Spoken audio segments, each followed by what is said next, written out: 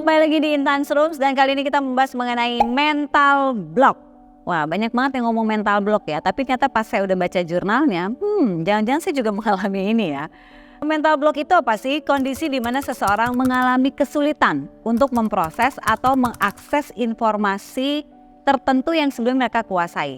Contoh yang simpel dari mental block ini adalah ketika kalian tidak bisa menghafal nama seseorang. Padahal sebelumnya kalian tahu nama dia siapa, terus ada suka skip beberapa detik, aduh ini siapa ya namanya gitu. Jadi kalian memaksa merecall kembali untuk mengingat siapa nama orang tersebut sampai akhirnya oke, namanya Vina. Artinya berarti mental block itu bisa kalian hadapi. Itu yang dalam level yang ringan. Nah ternyata mental block itu juga banyak levelnya. Tapi sebelum kita bahas level-levelnya, tentu kita bahas penyebabnya apa.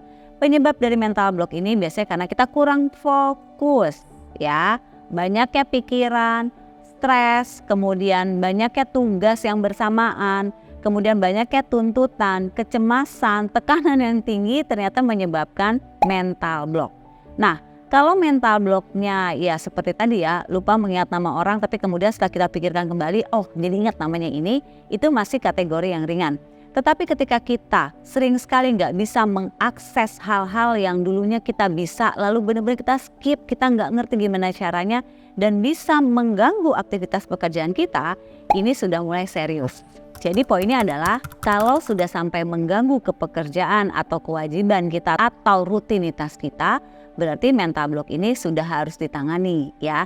Jadi poinnya adalah jangan kita anggap sepele hal-hal yang kayaknya kesannya itu hal yang lumrah. Karena begitu levelnya berat, percayalah mental block ini tidak menyenangkan. Lalu gimana sih langkah-langkahnya kita agar kita tidak terkena mental block? Yang pertama mengurangi stres. Nah ya kan balik-balik lagi ya, bukan kita nggak ada stres ya. Stres itu bisa terjadi pada setiap orang. Tapi seenggaknya kita bisa mengurangi levelnya sehingga stres itu sifatnya sementara. Lalu yang kedua adalah istirahat sejenak deh. Jangan-jangan kalian kelelahan, baik secara fisik maupun psikis.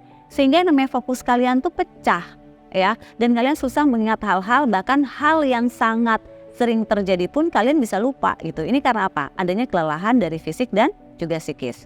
Lalu yang terakhir adalah coba pada saat kita mengalami hal yang lupa, terjadi mental block, kita tenangkan diri.